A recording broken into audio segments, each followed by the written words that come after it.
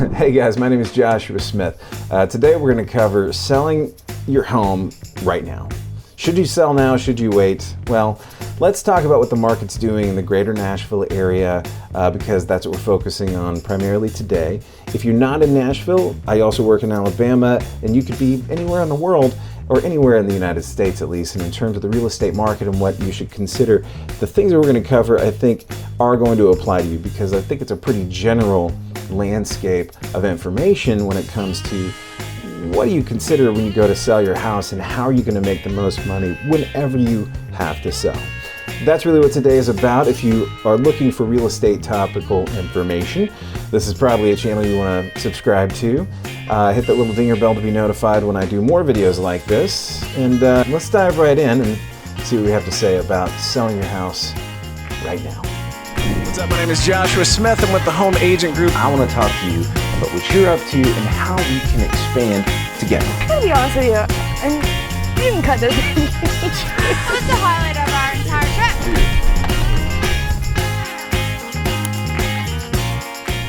So I'm going to do a quick search. We're going to say 215.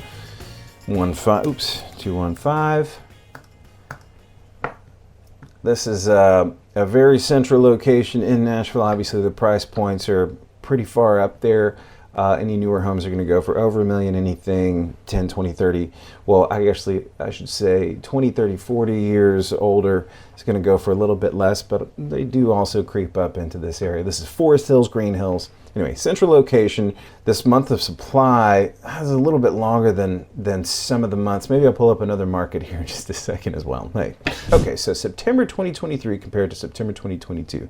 These lines are actually not that far off. New listings in September were 57. Last year, this year, we're down 5.5% just from last month. And because we're looking at the monthly activity here. Yeah, so down 5% from last month. But if you look at these trends in May, here's the thing about the market, and I say this in every market report that I do. This is not really a market report video, but our market goes up, it peaks in the summertime, spring, summer, and then it's going to die back off toward the wintertime. Now, we've had a pretty healthy market this year considering how high interest rates have gotten and how that impacted buyers' ability to purchase homes, not just in this market, but everywhere across the states. It did impact some markets much more drastically than others. I think markets that are maybe a little bit underprepared for these events that have happened in terms of our economy. But considering these points, new listings, new under contract, if you look at this red line is the new under contract line, but about 50% of the inventory is going under contract. Now, depending on where you are, your days on market is going to be a little bit different. So I'm going to switch over from this. I just wanted to show you the trends and how things are moving in terms of market activity. If we look specifically from this time last year, we're September 22, come on, September 22.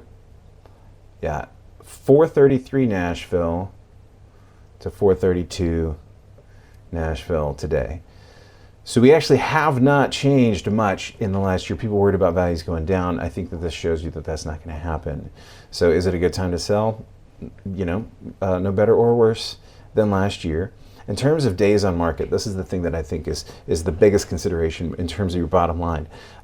You really want to know and prepare for how long it's going to take to sell your home, because if you need to purchase a home, you need to tee that up and understand exactly how long it's going to take for you to get into your next house. So days on market, well, our average is only about a week right now. That's almost a little bit hard to believe because I am seeing homes sit out there for 2 weeks, 3 weeks, a month at a time. But in Nashville in general, in the entire MLS, we're only at 10 days median. What's the average? Is it any different? Yep, there's the average.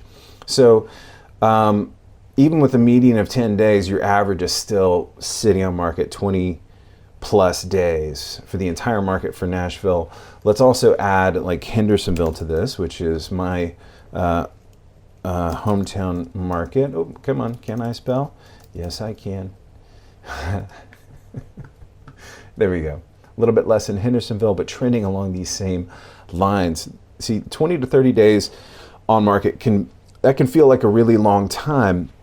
And so it's really important to stack up these 3 things that are going to be most important to getting your house sold for you. Whether you can wait or cannot wait, these are the 3 things that you need to focus on. The first one is price. If you know what the comps for your home are selling for within a 2-mile radius that look very much like your house, if your house is more unique, it could be a little bit hard to find this number, but generally speaking, most houses, whether they're in a subdivision or a 1960s ranch house on a 1-acre lot in the middle of the city, they're going to have comps. What that means is comparable sales within the last few months to a year within that 2-mile radius. You want to look at it like an appraiser, like an underwriter. You don't want to think about this in terms of how much value you gained in the last 2-3 years when everybody jumped 38 to 40+% in value. That value hasn't changed over the last year for what you gained prior to that, but it has changed, or I'm sorry, it could be different right now than it was last year, right? Because we need to be looking at current sales data. Some people are putting houses on the market and they haven't done as much in terms of improvements as you have. They might need to go back and paint the ceilings. You might need to, update, I don't know, a couple of toilets. You might need to update whatever it is that is out of date, out of style, doesn't look like it's something someone wants to buy. And those are the things that are going to dictate how much your house is going to sell for, because we are talking about inventory in a marketplace, trying to get this in front of the right person who wants to buy it. If you need updates, you have to consider that your house is going to be of less value than houses where those updates have been made. Even if it looks exactly the same otherwise, you got $10,000 in floors to update. That's $10,000 off your price point.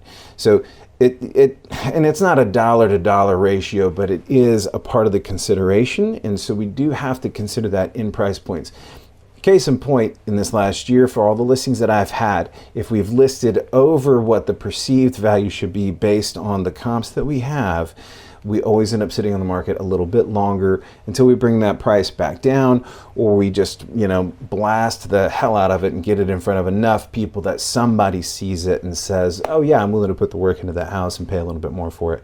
But for the most part, all the listings that I've had this year have sold a lot better when we price it accordingly. And you know what? That's not just this year, that's every year. So I think this, again, is data, it's information that's important for anybody, anywhere, in any market that's looking to sell a property. And then I guess that next consideration is marketing and sales plan. Whenever you go to market a house, you gotta have really good photos, you gotta present it well. If your real estate agent is just taking iPhone photos, those photos, they can look realistic and they could present a real story, but it's not the best presentation for you for the value of your home. So consider spending a little bit of money to go get a professional to do those photos for you, even if it's something your listing agent doesn't provide. And you don't have to get drone photos of everything. You don't have to do a 3D tour of everything. The video tour around the house could be an iPhone tour, but put something that is functional on there beyond just the photos. People are used to seeing videos. People are used to being able to get in and do those 3D tours. So have some sort of a virtual tour available in your media when you put that listing out there. And then have a sales plan and a marketing plan, an outreach plan. Make sure that your agent is providing slew of resources for distribution. So they're not just going to put it on the MLS. They're going to make sure that it gets on Facebook, that it's listed on Facebook for sale. They're going to, in Marketplace, it's a thing, and professionals do that. So get it on Facebook, get it on Instagram, get it on social media, wherever it can go. Talk about it, blast it. Make sure that the ads are going out there and getting it in front of people. Open houses, don't chagrin an open house. Do they work? Yeah, they work. They bring in willing and able buyers. They might already be represented by a buyer's agent. As a seller, that's great for you. For someone that is unrepresented, it might be the only way that they can come and look at the house. They might be ready, willing, and able to buy the home. And for some reason, they just haven't reached out directly to your listing agent. Maybe they're not ready. They don't know if they're ready to pull the trigger yet. So this just gives them an opportunity to get into that house and see it and be convinced that this is the one they want to buy. So all of here's the other thing that goes into just not just your marketing plan, but your sales plan. If you are priced a little bit too high, or maybe you don't have all of the photos that you could have, maybe you're not showing the closet space because you didn't get a chance to clean out all the closets before they came and did the photos, or there was one room that you said, I only shoot this side and this side because all my stuff is shoved into the corner, right? Go back, update those photos. If after 10 showings you have not received an offer, that's a good point to check your price and make sure that you are priced according to the market and recent sales. Your agent should be calling other agents in the area selling homes right now saying, hey, how's it going? What is your contract price on that contract home that's been under contract for the last 3 weeks? These kinds of things, they need to be getting all that information, divulging all of that information that they can, and applying it to your listing week over week, day over day. They should be active, working, trying to sell your home. You can't just set it and forget it, especially right now with interest rates where they are. I think pretty much everywhere in the country is going to be like this. You've got to be active about your listings agents and put feet on the ground.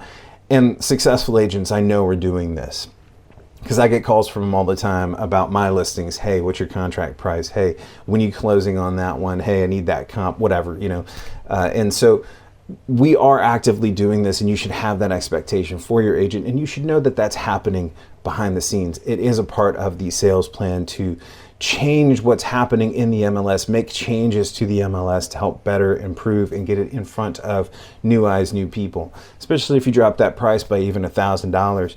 Sometimes those searches that people set up in the MLS only go up to $375, and if you're listed for $375.5, well, no one's going to see it. So then if you go down to $365.5, those people are going to see it. They were at $375. You see, so you got to consider all of these things, and it's not always important to have all those things figured out in the beginning because you are going to get in front of the people that can't afford the house right now. But if you have a consideration about price or any question about price, it's probably time to consider that after, like I said, 10 showings or 10 days without any showings. Create this timeline as a part of your sales plan and strategy. And then the last thing I want to talk about is net considerations. What are net considerations? Net considerations are taxes, capital gains, expenses that you are going to pay in order to sell your house, the agency commission, any repairs or concessions that you have to make. You should stack that up in such a way that it benefits you toward capital gains tax that you have to pay if you have to pay that. That is a part of the net consideration. But in terms of your bottom line and thinking about, how are you going to be able to do whatever your exit is? So if the sale of the property it's an investment property, so you're selling it so that you can go buy another one, doing a 1031 exchange, or maybe you're not doing a 1031 exchange for whatever reason, you're going to sell this one and then wait a little bit or pay down some debt, whatever it is. Say you're selling your house to go buy a new house. You need all that money that you can get in order to put that down payment down. Know what that net is and work out the best and worst case scenarios from the beginning so that you have an expectation in place. And then again, don't forget that when it comes to the tax liability that you're going to have to pay in terms of buying that new house or doing whatever you need to do after you meet that exit strategy and you sell that house, certain considerations like repairs that are going to have to be made that you have to pay for inside the deal, or the commissions that you're paying agents to sell the house, the marketing that goes into it if you're paying specifically for photography on your own and not just out of the commission. These are all things that you can use to write off and help eliminate some of that tax liability because these are legitimate deductions for, consideration. But all of that said, unless you haven't kept your house up to date, kept proper maintenance, the best way to figure out whether it's a good time is the money that you need going to meet the bottom line that you're going for. And the best way to figure that out is to have an agent go by or hire an appraiser to do an independent appraisal. You can hire your bank to do that. Just call any appraisal company. But an agent will give you a broker price opinion, and a good agent will know how to keep that as close to what an appraiser should look at and is looking for.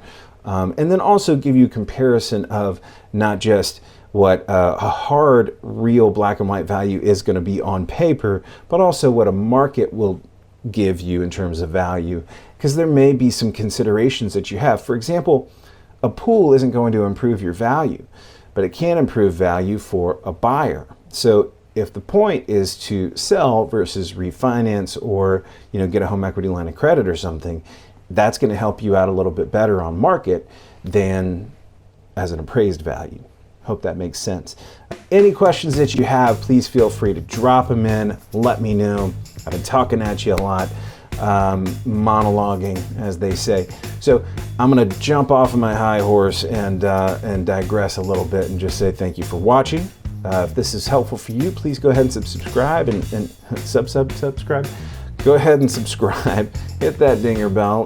Let me know what you liked about it. Please comment in the comments wherever you're seeing this. And hope to catch you on one of these again soon.